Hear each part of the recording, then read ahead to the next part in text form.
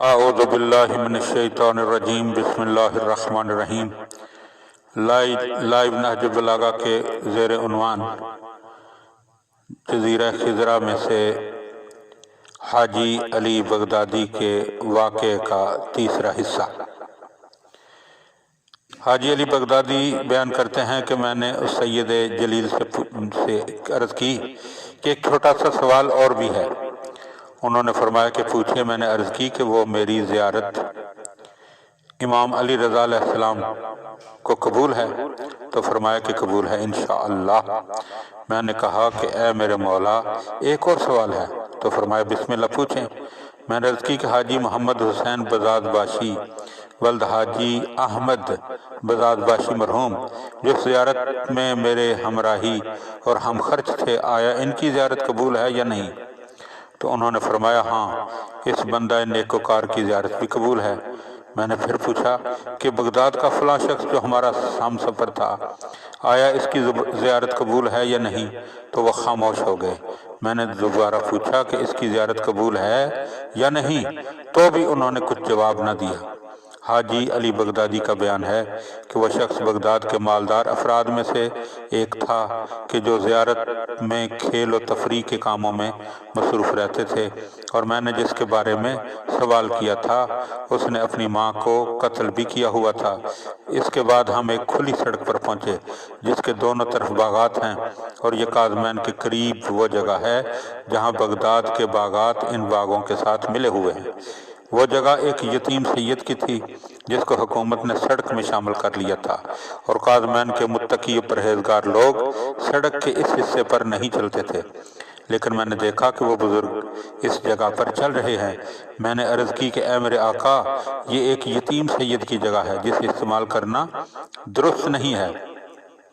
تو انہوں نے فرمایا کہ یہ جگہ میرے جد امیر المومنین علیہ السلام کی، ان کی اولاد اور ہماری اولاد کی ہے، لہذا ہمارے دوست داروں کے لیے اس کا استعمال حلال ہے۔ اس جگہ کے نزدیک حاجی مرزا ہادی کا ایک باغ تھا جو بغداد کے معروف مالداروں میں سے ہیں۔ میں نے کہا کہ اس باغ کے بارے میں مشہور ہے کہ یہ امام موسیٰ کاظم علیہ السلام کا ہے، کیا یہ درست ہے؟ انہوں نے فرمایا کہ آپ کو اس سے کیا غرض، اور اس بارے میں مزید کچھ نہ کہا۔ اتنے میں ہم دجلہ کے اس مقام پر پہنچ گئے جہاں سے باغوں اور کھیتوں کے لیے پانی لیا جاتا ہے۔ وہاں سے دو راستے شہر کاظمین کو جاتے ہیں، ایک سلطانی اور دوسرا سادات کے نام سے مشہور ہے۔ انہوں نے سادات کے راستے پر چلنا شروع کیا تو میں نے کہا سلطانی راستے سے چلیں۔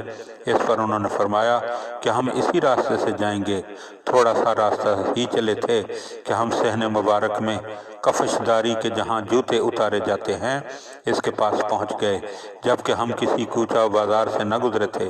ہم مشرق کی جانب واقع باب المراد سے ایوان مبارک میں داخل ہوئے۔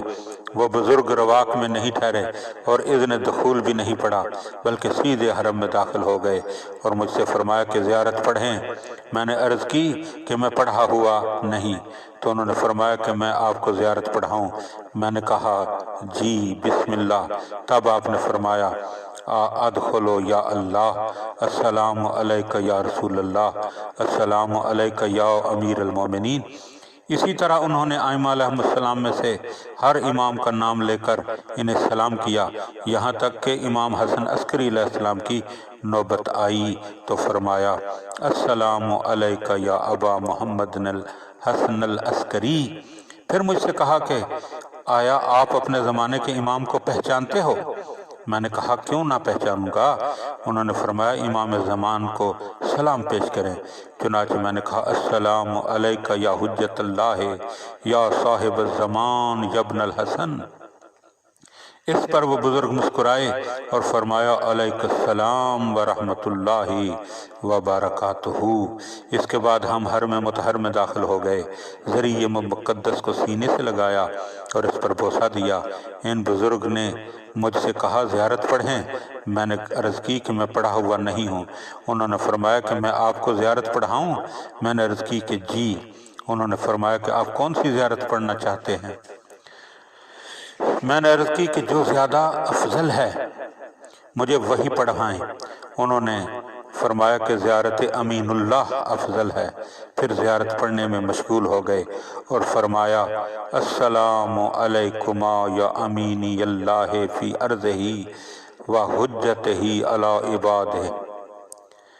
تاخر زیارت امین اللہ پڑھی اور عین اسی وقت حرم شریف کے چراغ جلائے گئے۔ میں دیکھ رہا تھا کہ شمع روشن ہیں، لیکن حرم مطہر کسی اور نور سے جگمگا رہا تھا جو سورج کی روشنی کی مانند تھا۔ جو شمع جل رہی تھی وہ یوں لگتی تھی جیسے سورج کے سامنے چراغ جلایا گیا ہو، لیکن مجھ پر اتنی غفلت چھائی ہوئی تھی کہ میں ان علامات کی طرف متوجہ نہ ہو رہا تھا۔ جب وہ بزرگ زیارت سے فارغ ہوئے تو پائنتی کی جانب مشرق کی سمت آ کھڑے ہوئے اور فرمایا کہ آپ جد بزرگوار امام حسین علیہ السلام کی زیارت کرنا چاہتے ہیں؟ میں نے عرض کی کہ شب جمعہ ہے، لہذا میں حضرت کی زیارت کرنا چاہتا ہوں۔ تب آپ نے زیارت وارث پڑھی اور اسی اثنا میں